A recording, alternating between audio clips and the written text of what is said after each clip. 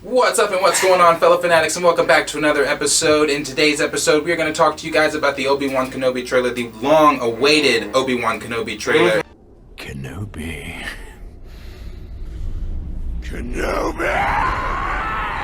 I thought it was great. My co-host here have some things to say. Trey, what did you think about that trailer? Well, you know, like I've said, you can call me out for this one.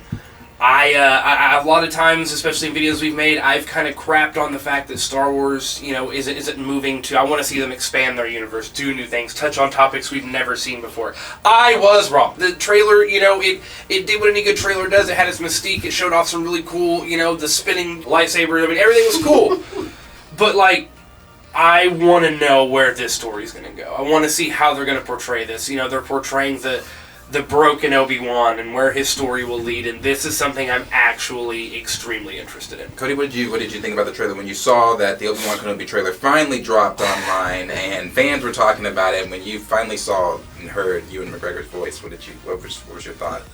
I mean, I was already anticipating the show. I mean, I was been really excited about it, but you know, like just seeing like the trailer and then everything come together, like it's actually happening. Right. He looks so good as Obi-Wan right now. One of my favorite things I saw was the Inquisitor's lightsabers that spin and they fly like helicopters. I'm really excited to see stuff like that. Right. I'm just to see the Inquisitors. I think we're gonna get some really good. Really dark, honestly, shots of that, because the Inquisitors are bad. Yeah. They kill a lot of people. Yeah. Right. I mean, I'm just excited to see, you know, it seems like Obi-Wan is going to have to either sit through watching some stuff, or he's going to have to go fight some random battles. And that is one thing I'm actually a little bit worried about this show turning into, is just A bunch of side quests. Yeah, that is. We don't need that. Fair. Right. We don't need that. Right. We know who Obi-Wan is as a character. Right. Right. Well, the problem Not is that. how far can you go as far, and this is something I'm just now thinking about. You know, it said before this is a broken Obi-Wan starting out, right? So we're talking this is after the fall of the Jedi Order. This is his apprentice just went to the dark side, right? He's all, you know, just as at the bottom as he can be. It's true. So if we have him slowly beginning to, I wouldn't say rise throughout this story, just seeing Darth Vader is going to break him all over again. I don't think this show can end on a high note for Obi-Wan, because Well, of course. we know the rest of his story. Like, this isn't a high note for him. Right. So I would hate for it to be episodic like that, where it's just missions and kind of Bad Batch style, right? Just highlighting things that Obi-Wan has done. Yeah. But, I mean, this can't get very much better for him. I can tell you one of the things that I just did not like about the trailer, the Inquisitor design. I'd like for it to be more animation accurate. The Inquisitor's head is really round in this, and it's not in the animation style, and not even the species, because I forget the name of the species that the Inquisitor is, but it's the same species that on Utapau, when Obi-Wan shows up in Revenge of the Sith, when he goes to capture Grievous, it's the species that shows up and greets Obi-Wan and tells him he's on the 10th level, you know, thousands of battle droids. Right. So if they could do it in Revenge, why can't we do it here? Why is it not more accurate? And, you know, I have problems with the casting of the Inquisitor. I just would have preferred Jason Isaac. Jason Isaac has played Draco Malfoy's father in Harry Potter. He voiced him. He would have been perfect to put the adaptation I'll admit, though, those in live things action. are a little... When you're talking animated reality, right? You know, that's why I thought Cad Bane looked great in The Mandalorian. But No, I didn't have any Cad problems with Cad Bane in Clone Wars... No, they vastly superior. They do look different, but you know there were just a couple of things, like he doesn't have the yellow eyes like the Inquisitor has. His teeth aren't sharp, like you know the Cad Bane's teeth were sharp in live action and in animation. They didn't do that here, so there were just a couple things I had problems with there. But I also think it's really cool. Something too that we've seen from leaks and things that we are going to see other Jedi that survived Order 66 and that are maybe trying to get Obi-Wan's help with making a new council or making a new. And obviously Obi-Wan knows what his destiny is, and he knows that that's not something that he's going to be able to be a part of. But you know, overall, it's going to also involve Leia. The little girl from Bird Box has been cast as Princess Leia. That's what she. Okay. Yes, okay. so she has been cast as Princess Leia. It's going to be 10-year-old Leia. We saw 10-year-old Luke in the trailer. That was such a heartwarming moment for me. Was he playing a VR game? I don't think so. It was just like, you know, the pod racing, Oh, you know. yeah. I thought that was cool. But, you know, the overall story, I think it's going to be with Obi-Wan getting drawn out of Tatooine. Like, you hear that brilliant monologue from the Grand Inquisitor during the trailer where he's saying, the Jedi code is like an itch. They can't help but help. They leave a trail of breadcrumbs wherever they go. So I think what they're going to try to do with Leia is it's going to draw Kenobi out, because we know that Cinder Bounty is going to be in this series as well. And I've even heard leaks of that Ahsoka and Andor will be in it, because apparently Obi-Wan and Ahsoka are going to show up in the Andor series. So this is all starting to tie together. Yeah, and that's something where I've thought about that, because now they're doing the Ahsoka series, but for being a heavy presence like she was during this time, during like Clone Wars, right? Mm-hmm. During all of that, and I know she hasn't really been super mentioned mainstay movie-wise, but like, she's got to start showing up. Yeah. And I'm so excited for her to start showing up. Gosh, in this situation, it's weird. If you're your master essentially turns, where's Ahsoka supposed to go right now? Obi-Wan would be the only person that makes sense for her to go to. Right. And I want to see, I want to see more highlighted events of an older Ahsoka really bad. I want to see what is she doing. Her relationship with Obi-Wan. Because it wasn't the best at the closing of the Clone Wars. Right, but I'm just saying going through the events of... Oh my God! Like a big fucking "I told you so." I can't believe. Yeah. They'll probably butt heads. So that's it. You're going to abandon Bo-Katan and her people? Ahsoka, surely you understand. This is a pivotal moment in the Clone Wars. The heart of the Republic is under attack. I understand that as usual you're playing politics. This is why the people have lost faith in the Jedi. I had too. Until I was reminded of what the Order means to people who truly need us. Right now, people on Coruscant need us. No. The Chancellor needs you. That's not fair. I'm not trying to be.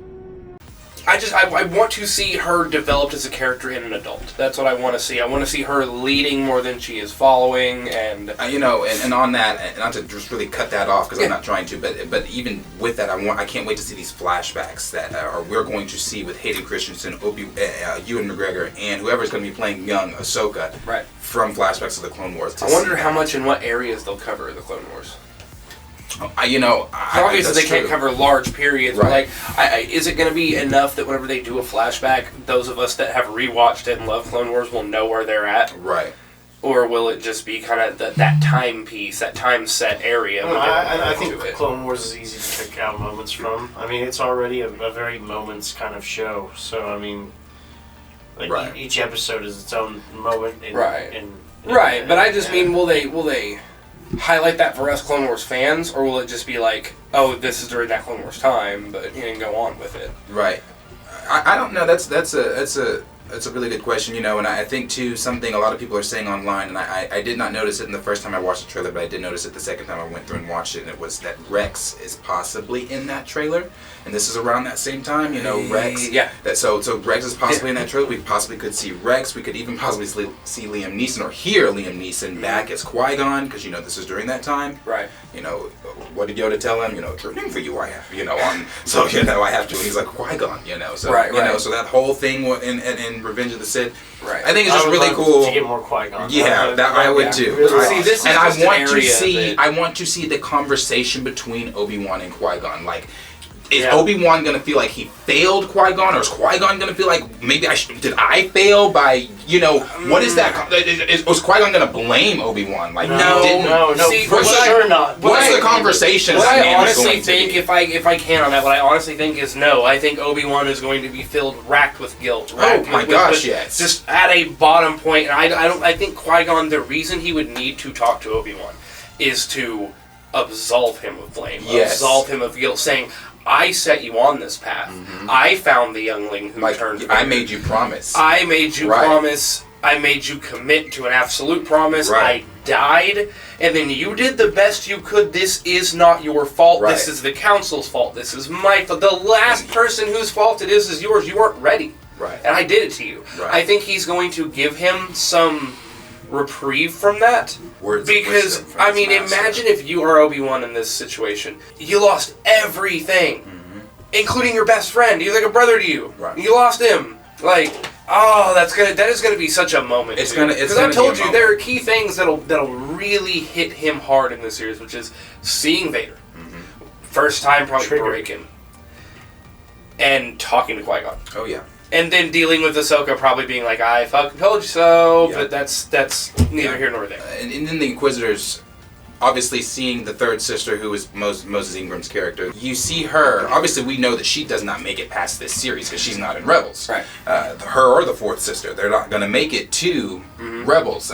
So it's really interesting, and I said it also in my reaction, but I hope they keep that same tone with how Vader treats the Inquisitors at the Inquisitory. I hope they keep that, bro, because Vader does not give a fuck about any of the Inquisitors. Well, no, of course not. So I hope that they keep that same tone. I hope that we see him be that picture that you said of him that was released. It's beautiful. I hope we get to see some Vader stuff of like Prime Vader. Rogue One Prime Vader. Like scary Vader. Yes, yeah. That's the Vader that puts the fear of the Empire throughout the galaxy. Right. That's what we all want to see. Well, I think that's something that people know. Yeah. You know, those of us, you know, obviously we know, but you know, it's kind of a spoken deal of Vader is terrifying. Yeah. But especially for younger generations, I don't think they've seen to what extent.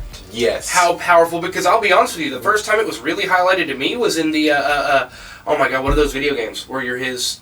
Force Unleashed. Yes. Yeah. Which I know is still... Well, they do a good job in the newest Star Wars. In Rebels, and even in Rebels, we got to see how menacing he Right. was. Your master has deceived you into believing you can become a Jedi.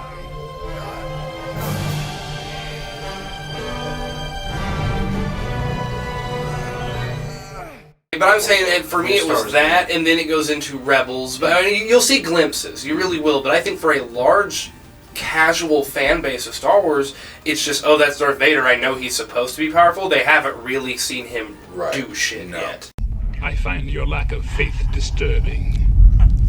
Right. And they deserve it because he is terrifying, and he's fucking Darth Vader. He but is, man.